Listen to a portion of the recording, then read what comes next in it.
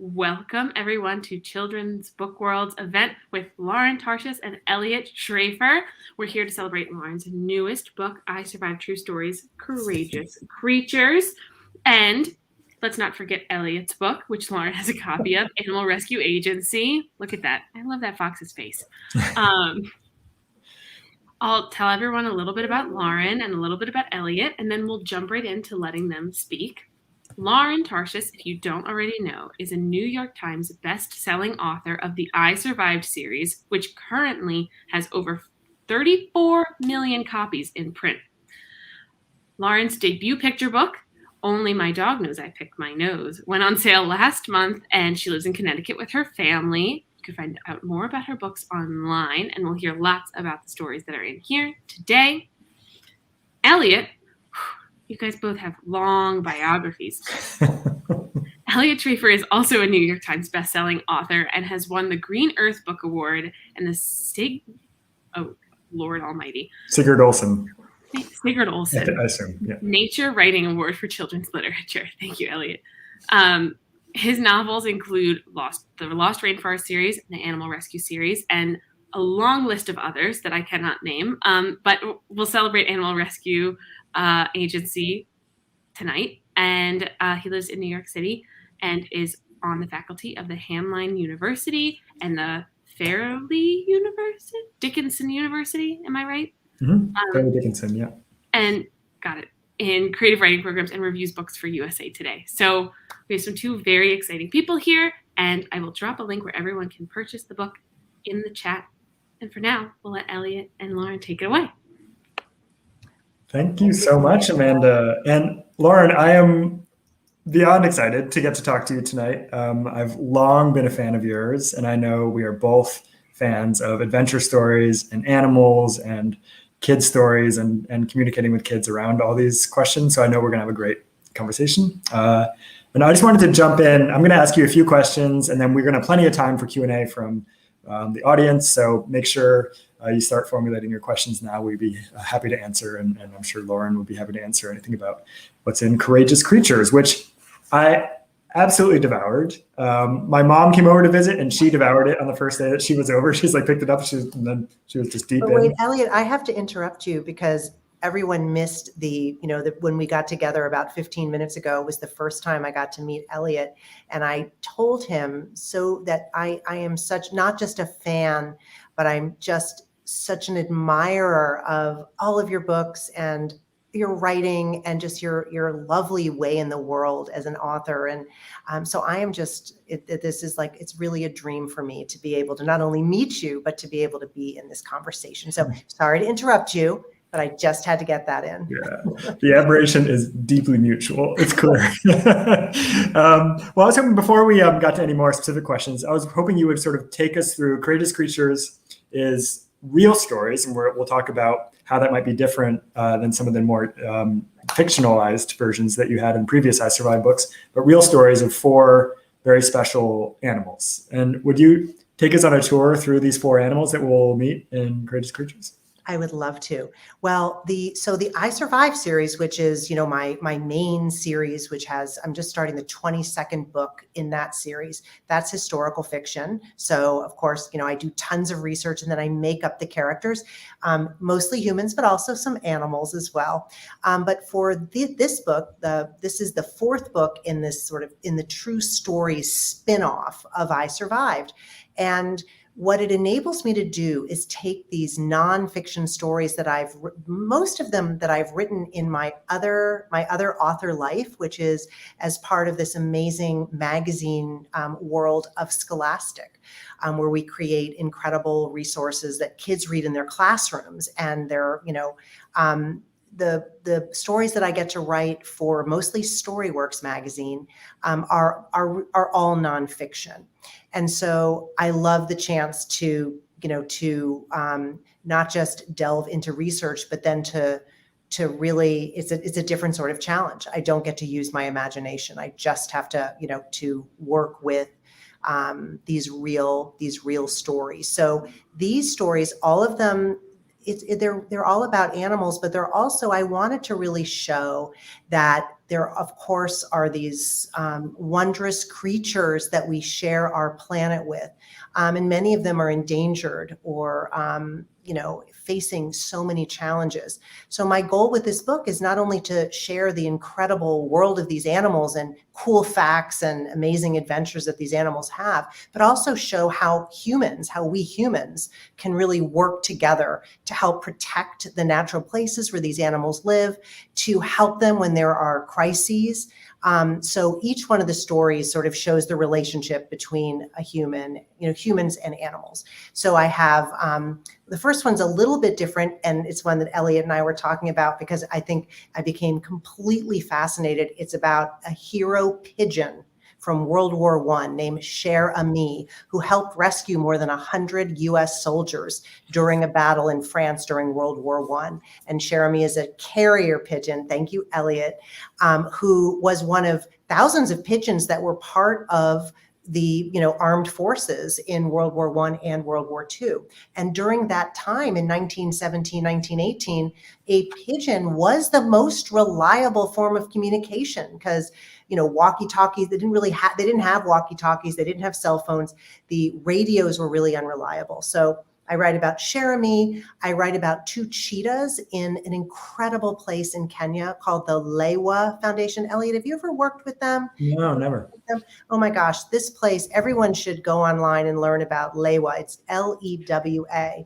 And they are a conservation organization that owns thousands of acres of land in the Kenyan wilderness. And they do these unbelievable projects to help endangered animals. So they have really helped the white rhino. I know Elliot, this is so up your alley. So I can't wait to talk to you about it afterwards. They've helped this like super cool kind of antelope that I'd never heard of called the bongo, which I've become very obsessed with, wild dogs and cheetahs. And so I write about these two cheetah orphans that were helped by this amazing man named Simon King at this wildlife preserve.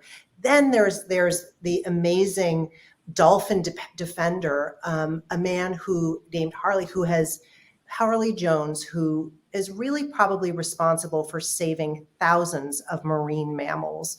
And this is the story of these two endangered dolphins who were captured for a hotel swim with dolphins program, which I hate to say this to kids because I know a lot of kids really enjoy this idea of going to Disney or one of these resorts and swimming, but we shouldn't do it because it's just not good for the dolphins at all. Dolphins should be in the wild, and these poor dolphins were captured and then left for dead in the wild in Central America. So he helped rescue them. And finally, I write about the largest animal rescue in history, which was the rescue of thousands of African penguins in South Africa who were injured in an oil spill that happened there. So you can see that these, like Elliot, they're all over the place, and each one is a short, nonfiction story with lots of additional facts. But they are sort of linked together, I think. Do you agree? Yeah, totally. When I love the facts were, I don't know how deep you had to dig to find all this really interesting information, because some of these animals, I had written about or I'd done my own research on, and I was totally blown away by some of the facts he came up with. Like the cheetahs can go like 4 days without stopping for a drink of water. Yeah. And that the ways that pigeons find, you blew my mind with the page about how pigeons find their way back home. like that it might be infrasound, like the sound of the Earth's plates moving might be, they get attuned to that. And so they realize where they are in respect to the giant Earth beneath them, which I had never even considered that as a possibility. And that's just one of many ways that they might be locating where they are. And I think that you and I both, in our research, and of course you're writing these, you're doing, I appreciate that all of your books, even though they're fiction, are the basis of these stories is just, I can't even imagine the research that you do. And I was really curious to know, how do you do your research, and how do you, in my nonfiction stories, I was just writing, I was bringing to life a world that really does exist. And I was sharing facts that I found, but you're doing all of this research and then you're creating this entire fictional world, whether it was in your endangered books or the last rainforest, which I just was amazed by. And then of course, this adorable new series. So how do you do your research? Can you tell me? Well, it's probably, I think I'm probably somewhere in the continuum of where you land, because since you started by writing historical fiction and then have switched to this more nonfiction for the latest I Survive books, I think the big challenge for me is finding cool information, and the goal of my books in general is to tell a story, right? So I can't let the information get in the way. So like most readers don't want to read chapter 4 of a story and then like have 2 pages of facts about the bonobos or whatever I was writing about, right? Like they want to just get on with the story. So a lot of it was like sort of with a hard heart, I had to leave those to one side. And I think I'm kind of living vicariously through your experience of like, we can read the story of Jeremy the pigeon, and then we can have a long investigation into how pigeons work and what other animals are used in wartime and what our responsibilities might be towards the animals we use in wartime.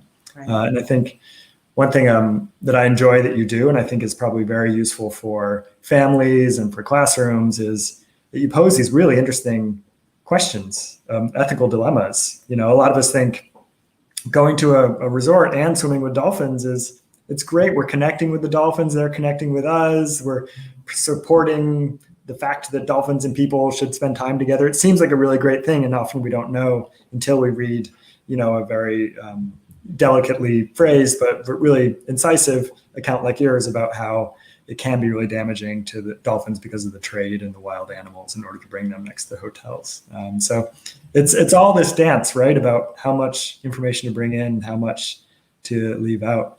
It's true, and I think you're right, and I think that also I really feel, and I'm sure I have a sense that you share this.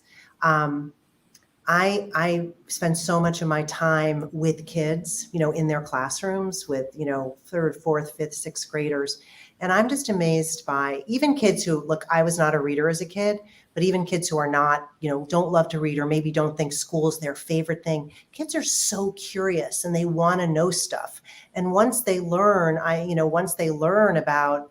about these animals, my hope is that kids really want to get involved and want to. There's so many. One of the things I also wanted to really do in this book is at the end of each story, there's a way of learning more, and in some cases, a way of getting involved. So you don't have to travel to Africa to save cheetah orphans, but there are really lovely and interesting ways to get involved and to help. And sometimes the best way to help for a kid is just learning more and telling your friends, telling your parents, explaining how, maybe using plastic straws isn't such a good thing for the oceans.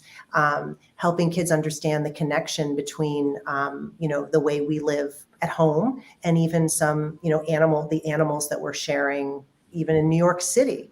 So I think that the more kids learn about animals and the wilderness, the more excited and passionate they're going to be about wanting to make sure that this beautiful wilderness is still here.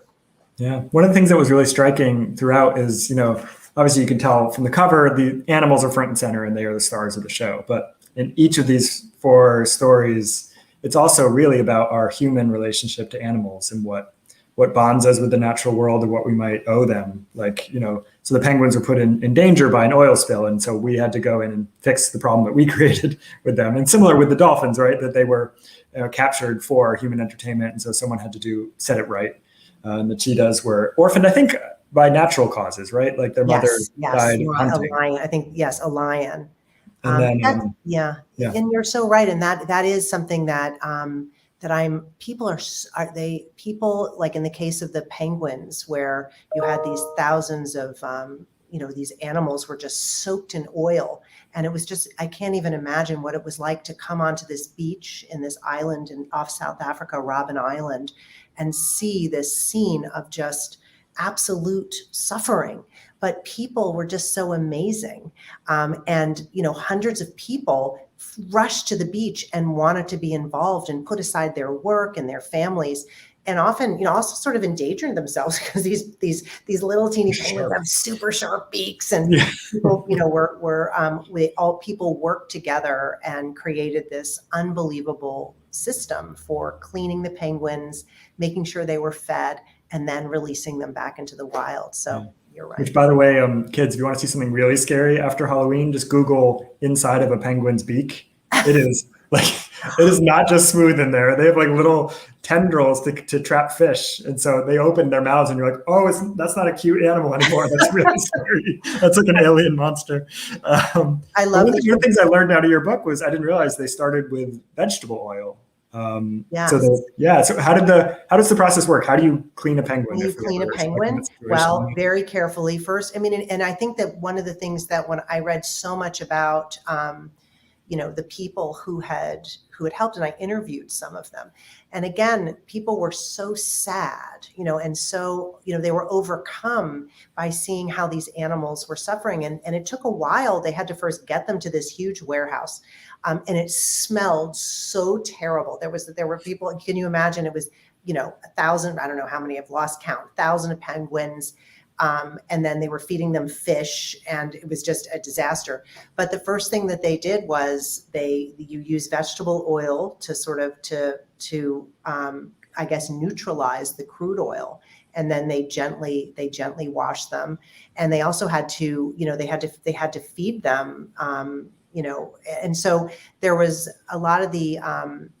I interviewed two of the people who had been there, and they talked about what it was like in the beginning of the rescue, where these animals were so scared, but how over time the humans and the penguins sort of came to this understanding. And this one man started to cry when he was explaining how this moment where he was holding this penguin and he felt it relax and almost felt that, he said, I think this penguin understood that all I wanted was to help him. So there were a lot of those kind of amazing moments. And how extraordinary a moment too, because penguins evolved in Antarctica where there aren't any people or anything even remotely like humans. So anything that wants to grab a penguin is a seal, and it's bad news, right? Like, and don't ever try to right. We don't want any kid to ever try to grab a penguin. No, right. But the idea that this penguin, despite all of that instinct to run from this creature, realized I will stay here and it will help me get better it's one of those amazing, many very moving moments out of your book of this, how we can we cause problems for them, obviously, but we can also help as well. Can I ask you a question now? Yeah, sure. I want so how did you, I was very curious in your, in this current series, which is so like charming and funny. How did you decide what animals you wanted to be the main characters? Because I was thinking that Elliot must have an entire, at all times I picture you with just little bubbles of, sort of thought bubbles of different animals in your brain at all times. So how did you decide that, can you tell us a little bit about this? Oh. He's waiting his turn. There's no orangutan animal rescue. Everybody's jealous. He's like, come on. What about me? But can you tell us how you chose to make these animals your main characters? Sure. I was curious and I want to know. Well, so Animal Rescue Agency is in a different vein. A lot of my other animal writing is kind of realistic and trying to take the animals as they really are. But there's a lot of, I think there's a lot of worth in also writing about animals in a way that is more like the Charlotte's Web version, right? Where they can talk and they have personalities and they have names. And so I wanted to write a book like that. And the Animal Rescue Agency, I liked this idea of a fox and a rooster because, they're supposed to be sworn enemies, right? But the backstory is Esquire the fox, the main character in that book. She is on a chicken run. She's going to go eat chickens at a chicken farm. And she just finds a rooster who's so indignant that she would dare try to eat him that he says, he squawks so loud that her heart changes. It's like how the Grinch's heart changes when he realizes that the Who's are just sweet and they want Christmas. So she doesn't eat chickens anymore, and she brings them home, and they form this animal rescue agency where they go and rescue animals around the world. So it's sort of, I love an odd couple, like where they shouldn't really get together, but they work. And I like the idea of a kind of charismatic star who thinks that she's running the show, but it's actually the rooster, the office manager, who's doing all the really important work of making sure they get fed and they pay their bills. And so it's just a way to have, some fun banter, even as we're rescuing animals. Because just like, in these stories, you can't just have the sort of gloomy, gritty reality at all times. We also need to take care of ourselves so that we can also be full of joy and wonder in order to be inspired to still help. And I was curious, like, how you balance that in a book like this. Like, so, there's hard things that happen, right? Like cheetahs get orphaned and there's oil spills. And do you hold anything back? Do you kind of change how you present it depending on the age of your audience, or what's your process? It's funny. I think about this a lot because in I Survived, it's the same challenge. I'm writing about things that are, really very intense and often very scary, and also sometimes super complicated, if I'm writing about the Revolutionary War or the Battle of D-Day. So I think for me, and it sounds like, you and I, you mentioned this earlier, how we also we want to tell a really interesting, exciting story too. So I think for me, I'm always thinking about how do I want my kids to have enough background to really understand. So like in the story of the penguin rescue, that's a challenging one right off the bat because you're in South Africa. Where is that? These are African penguins. What are they? What is an oil spill? I mean, I don't know how many kids really even know what an oil spill is and why is that damaging. So in that story, that was really hard. And that's the one story. And it's one of the few times I've done this, is I wrote it from the second person point of view. I decided to write it from the perspective of the penguin, which you understand completely because you've, you've certainly told stories through the eyes of animal characters. I mean, not just this, but even more serious stories. So that I think let me, I didn't know if it would work. It was an experiment, but it did end up sort of allowing me I want kids to have as many facts as possible and understand their world in a way that's true. But I also, I don't want to feel sad all the time. I want to have a balance of hope and humor. And so I'm always trying to find that balance. That was a terrible rambling answer, but Wow. I don't, I think it's definitely one of the most challenging things about writing these stories and writing my I Survived books. Yeah. But at the same time, I don't know if anyone has ever asked you this, but one of my favorite emails that I ever got from a kid is he said, "Mrs. Tarshis, why do you write about things that are so depressing?" DUPRESSING. His name was Trevor. And I really thought about it. I wrote back and I go, "Gosh, Trevor, you're so right. Like these topics are very depressing."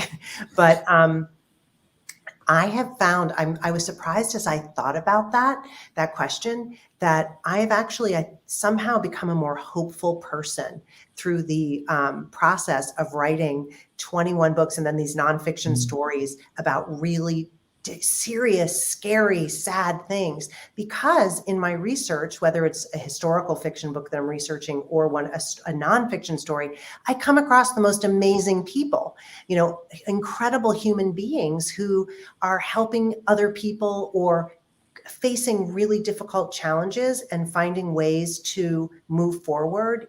Sometimes it's really hard, like the man who was saving the penguins, really hard to see things that are sad, but he found a lot of, he found a lot of support from the people he was working with, from his family, and ultimately the feeling of being able to do something to help these animals.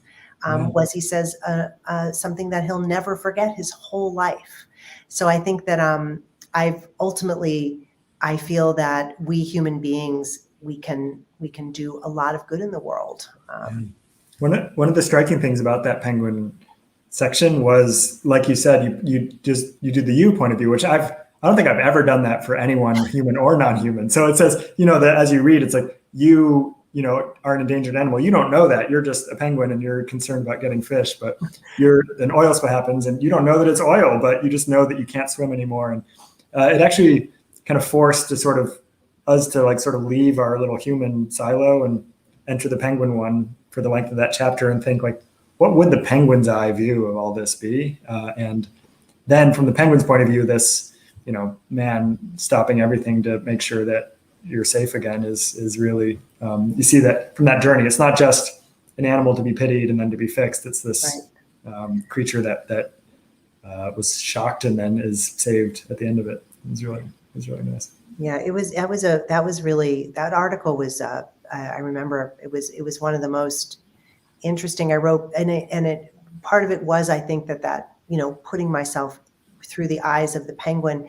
I did that once before. I did another article like that called "This Shark Needs Your Love," and it was about great white sharks. I love sharks.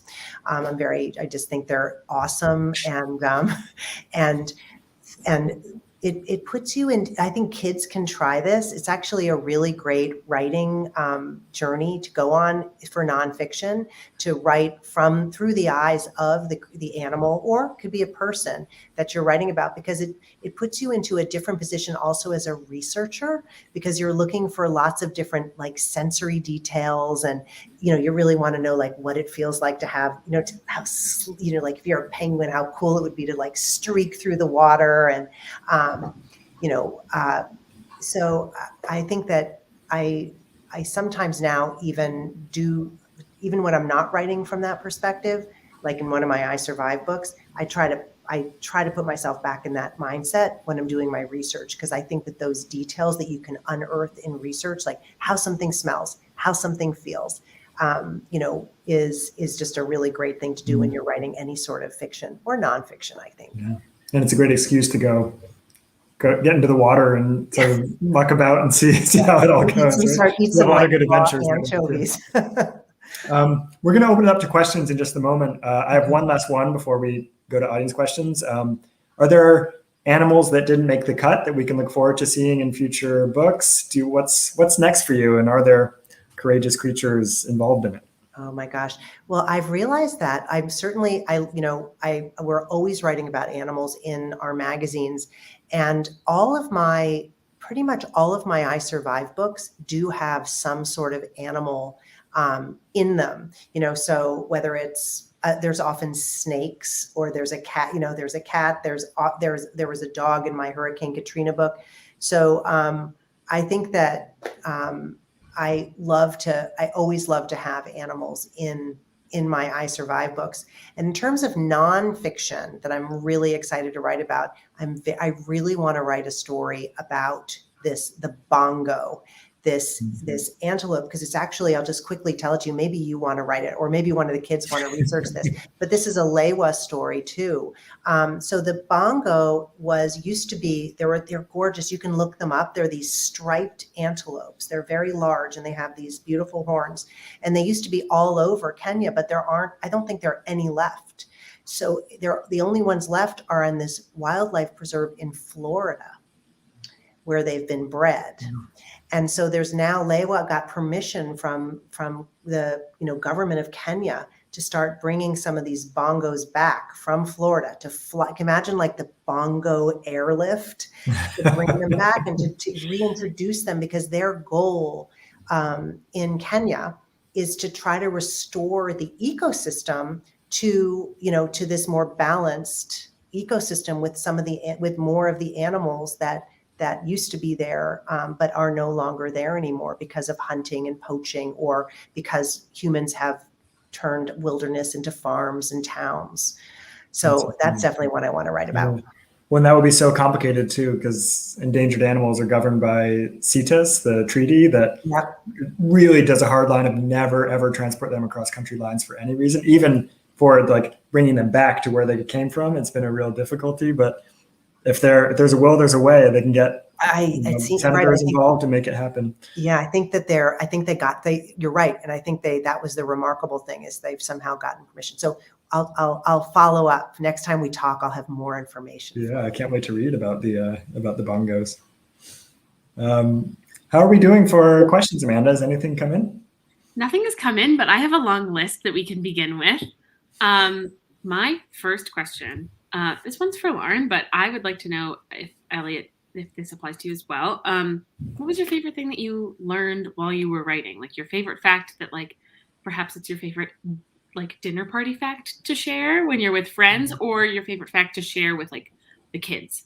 I'm sure you both learned a lot of interesting things during your research. You go, Lauren. That is so hard. No, I was going to ask that. I was going to ask that of Elliot, and I was like, "Ooh, that's a toughie," because it sort of puts you on the spot. And I'm sure Elliot's like me, like when your mom came over. I feel like anytime I'm in the middle of research, I sit down at the dinner table with my kid, with my husband, my kids, and I'm like, "Oh my gosh, you won't believe, what I just learned about avalanches, or I just learned about grizzly bears, or." So when you're in the middle of one of these research projects, there's like everything is completely fascinating. I would say that one of the things that I have learned that is especially interesting is, that dolphins, their dolphin mothers, give their babies what are called whistle names. That they, dolphins have all of these different sounds that they make to communicate, and that researchers say that dolphin babies recognize their mothers call them in a very special, unique pitch that they call their whistle names, which I think is super cute. All right, Elliot, did that give you enough time to think? Well, I have one that I learned from you. I mean, I had like a little list of things. I was like, oh my gosh, remember this? That the soldiers in the trenches in World War I couldn't, like there was no electricity and there was no light, and they wanted to read or have something to do because they were there for days and days and it was stinky. It was awful. So they would use glowworms as little lights to read at night. So they would just use the light of this glowing creature to read their books. I think my latest research find was that the chickens, the male chickens have XX chromosomes and the female chickens have XY chromosomes. And they're the opposite of humans, where we have the opposite kind of chromosome. Very interesting. Do you know why? No, it's just a separate strain. I don't know if all poultry has that or if it's just chickens. And the other thing I figured out in that same track was that there's 10% of deer that are born with antlers as males. For the first year, the antlers are covered in velvet, and then they break their velvet, and then they have the shiny, just bone antlers. But 10% of them never break their velvet, and they actually never become part of the mating life of the group. They just stay as sort of their own velvet horned deers, and they form their own little societies of velvet horned deers. And they have the bodies of female deer, but like little horns, and they're like their own gender expression within deer. Which that sounds like a whole book series that you're going to write. That's right. It's very beautiful. The velvet horned deer. It sounds beautiful. To it.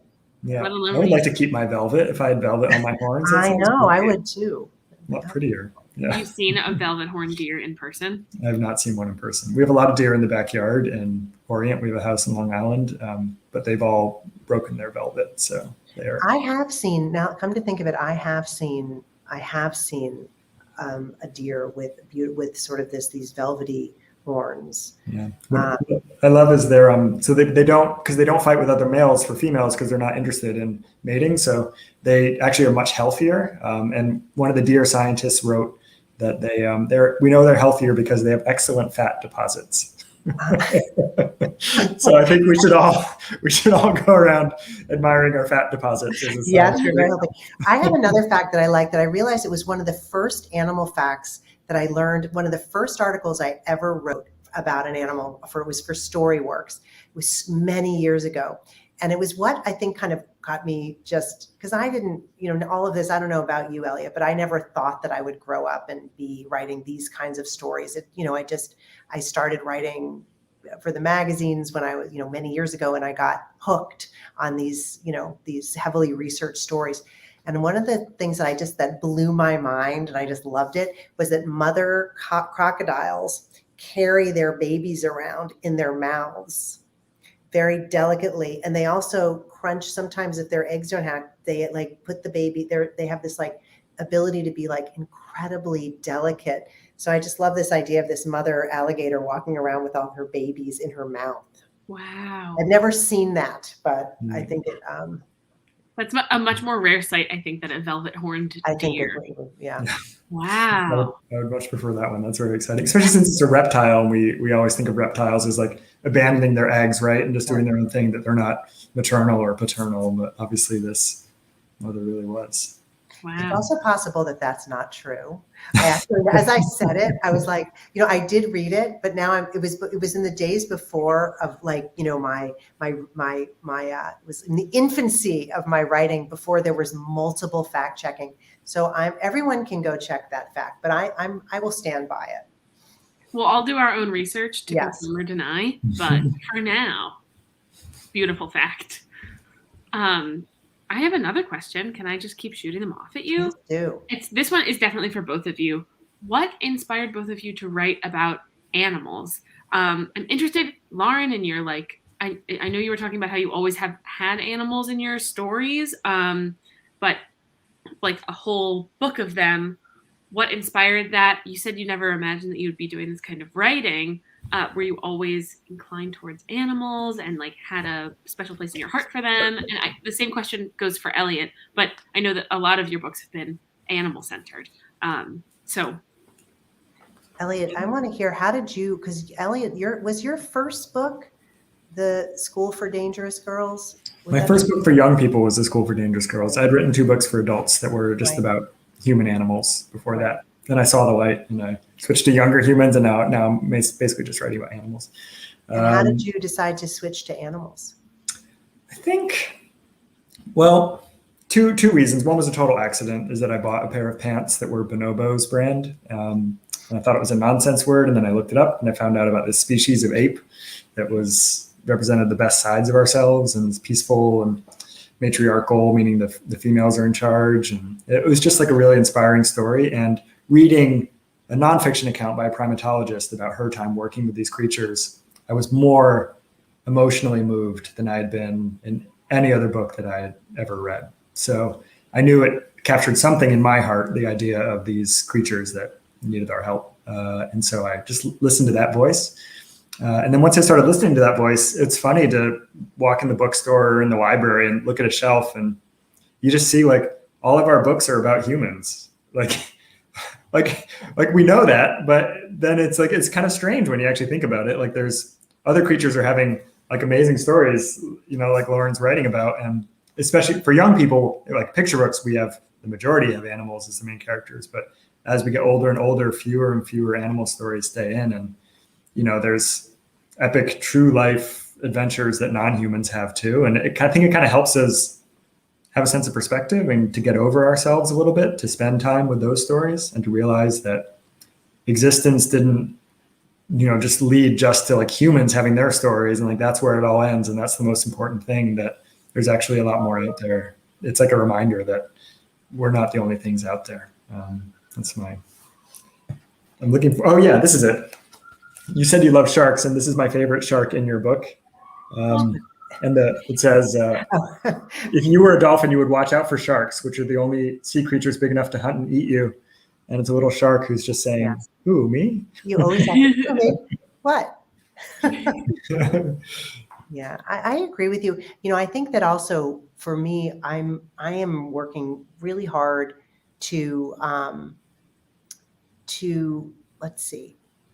attract kids who don't think they like to read. Like that's really my mission. So, and I think that animals are just, we're all just so fascinated by them, right? It's, and it doesn't have to be I think what was fun about writing these stories, the stories in this collection is that I've written and I survived about, sharks, and I wrote about these terrible, this Grizzly Attack that took place in Glacier National Park. That was one of my I Survive books. One of the more recent ones was called The Attack of the Grizzlies. I don't know if you've heard of this, Elliot, but it's actually a really important event in the history of the American wilderness, because in 1967, Glacier National Park, was this beautiful park in Montana, and still is a national park. And there, even though it's a lot of bears live there, there had never been a fatal grizzly attack in the park. And then on a summer night in 1967, there were two bears on opposite sides of the park killed two women, young women who were sleeping in their tents, which is just completely like grizzly bears do not attack, sleeping people. But what was amazing about it was that the people quickly realized that it was not the bears, that it was humans that had caused this by the way we had treated the wilderness of Glacier, which had over the years become more and more crowded. People threw their garbage everywhere. It was just like if you had gone hiking in Glacier National Park in the 60s, it was just overrun with litter, broken glass, and trash. And people would bait the bears with huge heaps of garbage in the campsites and at these chalets in the backcountry. So over time, the behavior of the bears, the natural behavior of the bears changed, and they began to associate humans with food. And also many of these grizzlies became very sick from eating garbage and really in bad shape. So what was amazing about that story is that pretty much overnight, all the rules, not only in Glacier, but in all the national parks in America changed. And they radically cleaned everything up, penalties for littering, changed the way campsites were structured so that you could no longer, you weren't supposed to eat, you don't eat where you're sleeping, and made the wilderness not only safer for humans, but really better for the animals living there. So I think that's a long answer to Amanda's question. So I'm very interested in stories like that show our interactions with animals and how we need to take more responsibility for protecting not only the animals, but the wild places that we share and that we love, where these animals live. And we're still living with the repercussions of that today. This is now in the parks, you put your food in a bag and you hang it from a tree, or you put it in a bear box. And this is the origin of how we've learned now to behave better around bears. It's great. It's true. The one little thing I'll add, just because I was talking about the sharks, the other thing that I learned when I wrote, I kind of regret, I've never admitted this, but I kind of regret writing my I Survived the Shark Attacks of 1916, which is my second I Survived book. And it's definitely one of the, most read, because,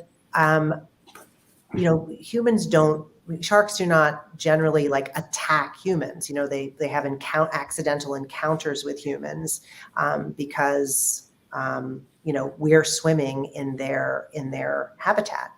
So I think that's another thing too that I've learned over the years, which is, I want to be writing about animals a little differently than maybe I would have when I first started writing about them. So just wanted to admit that. I think that's still a really amazing message. We're entering their environments and their habitats and their homes and leaving our trash places. And I'd be pretty mad if someone came into my house and left trash all over my house. Probably wouldn't grizzly bear eat them, but not grizzly bear. Maybe it's an option. It's on the table. It's an option. You never know. I think that's really interesting, and it leads me to my next question, which is, what actions can kids take after they read these books? What can they do to help the environment, to help animals, to make an impact as everyday citizens of the world and the planet? And I know earlier you mentioned not swimming with dolphins was something that you're I'm sad to say it, but that is something that's not good. So what else can they be aware of or mindful of and be helpful with? I think that the most important thing we can do is to protect the environment, even just at home, to protect the environment that we're living in. I think, all of us can become much better about our trash, not using plastic bottles, because all of that, so much of that ends up in the oceans. Cleaning up beaches. I mean, there are a lot of kids who, a lot of these wonderful opportunities. Anyone who lives near a lake or near a beach, you can join, you and your friends. I know it sounds like a strange thing to do, but some kids are even like for their birthdays, getting together and having birthday parties, and they're like bringing trash bags to beaches and then celebrating and having contests to see who can collect the most trash. So I think that just taking, cleaning, knowing that, we're the ones who are messing up the earth with our trash, so we can do a better job of cleaning it up. And then, as I said earlier, I think just learning, the more you learn, the more interested you are, and the more you can share these incredible facts and hopefully inspire your friends to also want to get involved. What do you think, Elliot? Yeah, I think those are great responses. And I think those are all really actionable and things that you can do just tomorrow, right? It changes how you're behaving. I always think of it that give your personal accountability. So things that you can change that you do. So making sure that you and your family brings reusable bags to the grocery instead of always getting plastic, or, reducing or eliminating your meat consumption, just different ways that you can reduce your impact on the environment. Then there's Lauren already communicated about how we can tell people, share stories about animals in need and just raise consciousness. Like, it's one thing to talk about. The other rest of the day, we can talk about Taylor Swift or Olivia Rodrigo or whatever. But for this 20 minutes, maybe we'll talk about animals, right? Or the environment or climate change. And I always think, whenever I'm talking to a large group of young kids, say there's 100 kids in the room, maybe 99 out of the 100, we can hope for some of those first two things. And then there's the rare young person who will then just devote their life to making this better, right? To trying to help.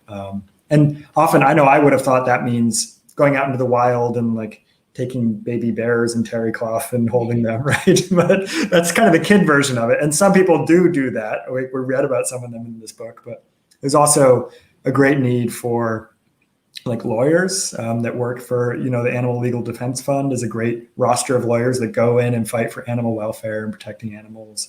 We need politicians. We need people who will write, like Lauren and I decided to do, and share stories. There's many, many different pathways. You can take your other passions and mix them with this awareness of the needs of the environment and make it your life's work. Like, there's some young people that is like, okay, I got it now. Like, that's what I'm going to do. So there's a whole range, and you're not wrong not to do the most extreme version, right? But some people will. I love that. That's so true. I mean, two of the people that in Courageous Creatures are filmmakers. Like Simon King is a photographer. He's the one who was asked to help take care of the cheetah orphans while they were growing up and, protecting them. And then Harley Jones was a wildlife filmmaker, and he realized that he could, just as you said, he could have a huge impact by telling stories about the threats that marine animals faced. The other thing I would say is that kids, we should really be very careful and not ever own exotic pets. That there's, I think that it's very easy to research this, but owning certain types of snakes or fish, or certain obviously like large wild, animals that should be in the wild. That's another thing that is a real threat to animals in the wild. So just learning, making, as tempting as it might be to have like a super cool and unusual lizard, that you can buy online, which people do. Like, they buy actually these like super dangerous monitor lizards, that are, and keep them in there. But that's another thing I think that kids can learn about and never do, and then, share information about. There's probably some kid listening right now is like, I could have a monitor lizard. Cool. No. That was Don't do it. When my California wildfire book was one of the more recent I Survived too.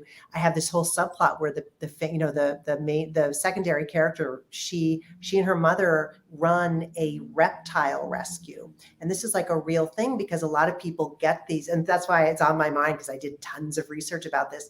It's a huge problem where people get these lizards or like these huge, these huge constrictors, and they order these little babies, and then they grow up and people just can't take care of them. So they abandon them, and you can't just like bring them in New York City to the Humane Society. There are very few animal shelters that will take large lizards. So they have these lovely people who like foster them and take care of them until they can find them a place at a zoo or a wildlife refuge. So anyway, very interesting. Those were amazing answers. Elliot, I love how you mentioned the different things that you can do with your career paths in your life and combine other passions with helping this one. A friend of mine is actually did environmental studies and wants to go into environmental law and policy. So it's something that's super achievable if that's something that you're interested in doing.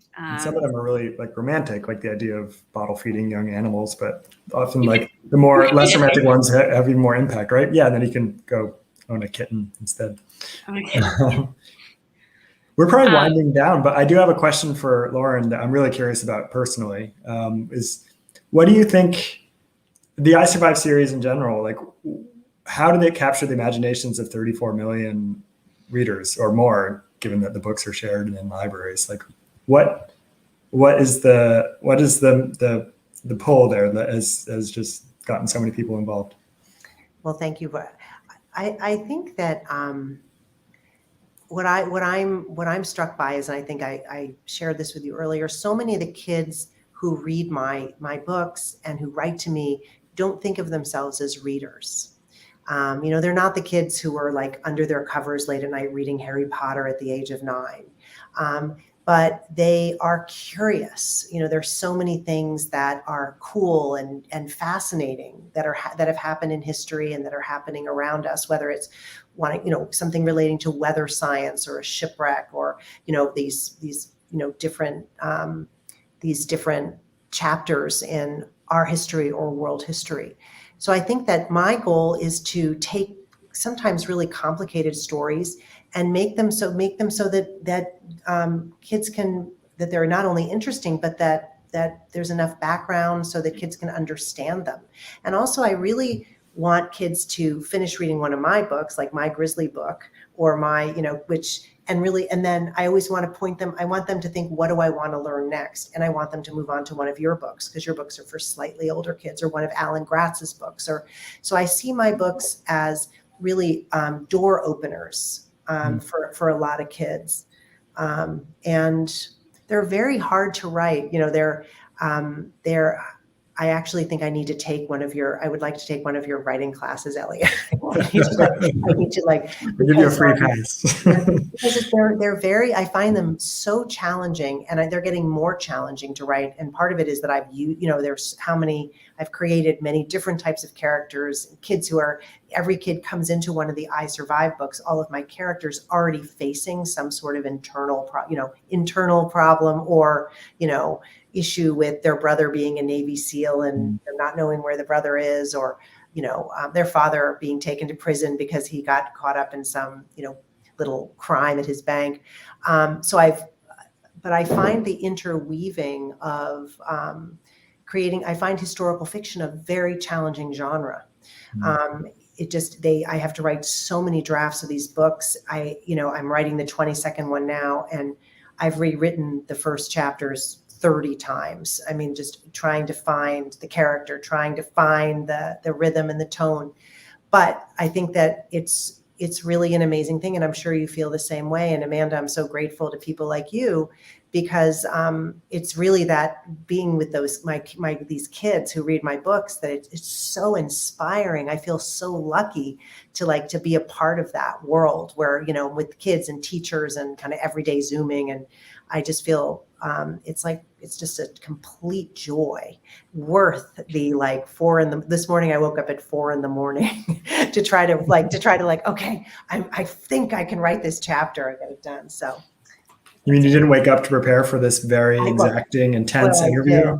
Well, just to meet Elliot, I had to get myself centered. Right. It's true. You're going to be grilled. It's like Barbara Walters. Yes. Well, it's been so really I did have a question for you, Elliot, and that is, how do you decide what what genre you want to write. Like, how did you decide to, you've gone from, even just in your children's books, we won't even talk about your 2 adult books. I'll have to go find those. But you write in such a range of, you're taking us all over the place in terms of genres. How do you decide what you want to do? It's really not a deliberate process. It's kind of just intuition, I guess. And also, it's one of the best things about being a writer is that you can change, like you do a book is a job you have just for a year or 2, and then you have the next book and it's a totally different job and you can change it, right? So it could be a caper of 2 animals saving fox and rooster saving animals around the world, or it could be a much more serious work, or I'm working on a nonfiction about animals for next year. So it's the thing I love most about being a writer, and I would never want to change the job that we have for that reason. That if you get bored, you just shake it up, And so I like writing for different ages. And most recently, I've been also working on a picture book, and it's like being a prose writer and switching to haiku. It's like a totally different form. It's so condensed, and every word has to count so much. And I've been learning so much about that just from that process. So it's, they always say in like yoga, you should have a beginner's mind, right? So we can find ways in our writing life to have a beginner's mind all over again, because every time I start a book, I'm like, oh, I didn't learn anything with the previous books. I feel like I'm at 0. like I should know more about how to start a book by now, but nope. It's like you're recreating this whole system every time you're learning. And I agree. It's daunting at times, but you're right. It's also this incredibly exciting thing to be able to and I love that idea, the beginner's mind. You're right. It's, that every book is even after I keep writing this series, but each book is a completely different experience. And my books keep getting longer and longer. I was like, why are they taking so much longer? Oh, because they're 30% longer than they were when I started. And that's because, you do want to learn new things and try new approaches and add more layers to each book. So I understand what you're saying. Wow. Well, you guys, it's amazing to hear you both talk about your writing processes and the books and what inspires you. It makes me feel like I want to go out and do some more environmental work, more than my reusable Tupperware and bags. So thank you for both writing and sharing these stories with wonderful children that are so inspired by them. And don't forget to get your copy of I Survived, Courageous Creatures. Just paging through it. Just look at the beautiful layouts of the pages. There's the shark. He's back. For me? She's back. Favorite shark, yeah. Well, thank you guys for joining us, and I'll sign off now. Any final words? Well, I just want to say a huge thank you to you, Amanda, and Elliot. Again, I'm so happy I got to spend this time with you. Likewise. And thank you for writing this book, Lauren. And thank you, Amanda, for hosting us. And everyone, independent bookstores had a terrible 2 years. It was really hard, and we're lucky they're still around. So go do your holiday shopping early now on Children's Book World internet site and buy all the books, because we have they might not be shipping between now and Christmas. So the new books might not be coming. So buy the ones that are there now. Yeah, stocked up just in time for the holidays, trying to get it ready. So the time is now. Forget. All right. Well, thank you. What a lovely event. Bye, Thanks, everyone. Bye. Thank Bye, you. Elliot. Bye, Thanks, Amanda.